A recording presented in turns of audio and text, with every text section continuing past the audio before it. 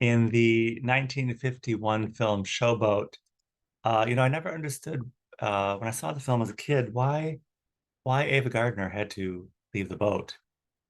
It was similar in the story of Stella Dallas and also in Imitation of Life. People having to make difficult decisions based on social, class, gender, and sometimes even race. It was all examples of sticky points in class and culture.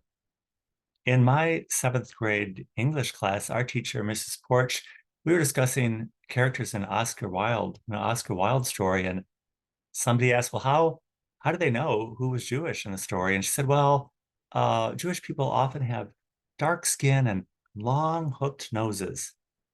During the discussion, I thought, "Oh, this this is not good. This is she should not be describing people in this way." And later, when I mentioned it to my parents, they were horrified and wanted to call the school board.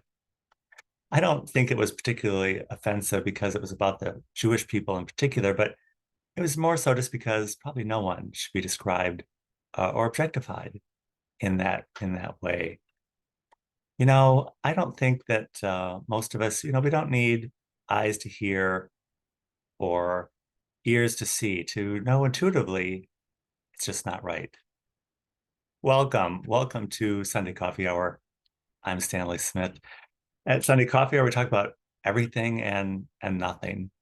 This week we talked about artificial intelligence, pumpkin soup, the Cliff Dwellers Club, and how being corrected before something becomes a habit can be very, very helpful. The readings today at Washington National Cathedral were from Samuel. None of these were chosen, and from Ephesians. Let us let us try and find out what is pleasing to the Lord. The gospel reading was those who say they can see are often more likely to be blind, and those who are blind are often more likely to see. At National Cathedral, Jan told a story about how her older brother was the church organist while he was in high school. He was very good. After he graduated, Jan was asked to be the organist. And admittedly, Jan said she was not very good, but Jan said she made up for that in her faithfulness. She said we don't always have to be successful. We can make up for that by being faithful. David was called not because he was perfect, but because he was faithful. And even though he had a torrid affair with Bathsheba, David was called to be king by God. Jan said that we all stand on the faithfulness of those who have come before us.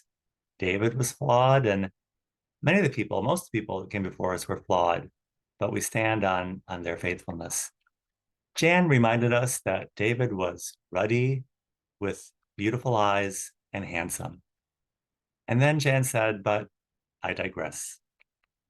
At St. James, his sermon was uh, by guest. He was a guest. He was the head of the Episcopal Charities, Matthew Berryman, and he talked about the imposition, referencing the imposition of the ashes on Ash Wednesday, and then referencing the entire Lenten journey as being somewhat of an imposition. He said that often it's much easier to just deny ourselves than to actually help other people. He suggested that many of us might, in fact, be low key narcissists. He suggested that we find the most difficult people around us and see if we can't see ourselves in them. It's often the ones who have it all figured out who are the most blind. We all see the world through the lens of good and bad, right and wrong. But that's our lens. It's not God's. God is God is not good, and the devil is not bad. He's something entirely different. At church today, I heard right and wrong are our thing. We think God is good, but that's really not reality. It's just our reality. Did it ever occur to us that good and bad actually are interdependent on one another? Today on the call, Judy referred to herself and the rest of us on the call as middle class. I was struck by that. Also on the call, Susan has sometimes described herself as liberal. I'm often struck by that as well.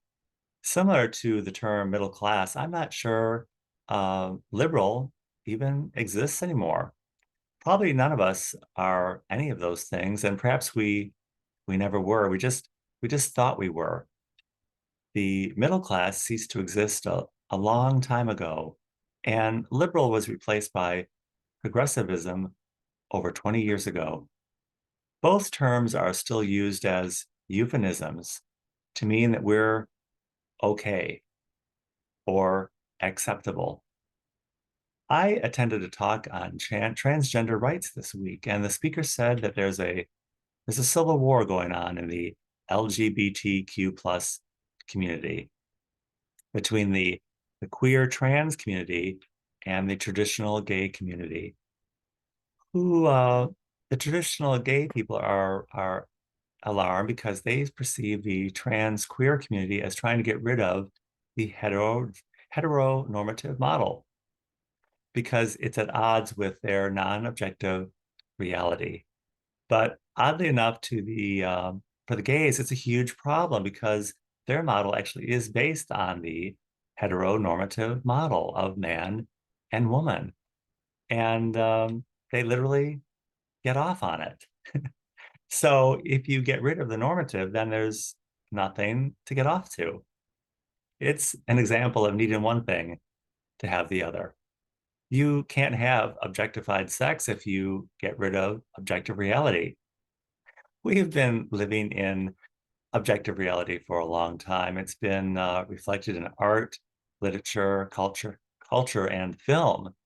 Yes, Ava Gardner, she did have to get off the boat. And Stella Dallas, she had to give up her daughter because of social class to make her happy. And they did so with grace, style, and poise. And that all points to the things other, the other things that are what God is all about. Good and bad point to God, but God is not good or bad. Yes, we do live in bad times, but in good times and bad times, the best we can do is point to the other thing.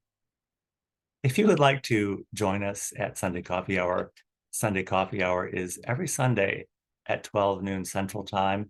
I will include my email in the description of this video. I'll be happy to send you an invitation. And I look forward to seeing you very, very soon.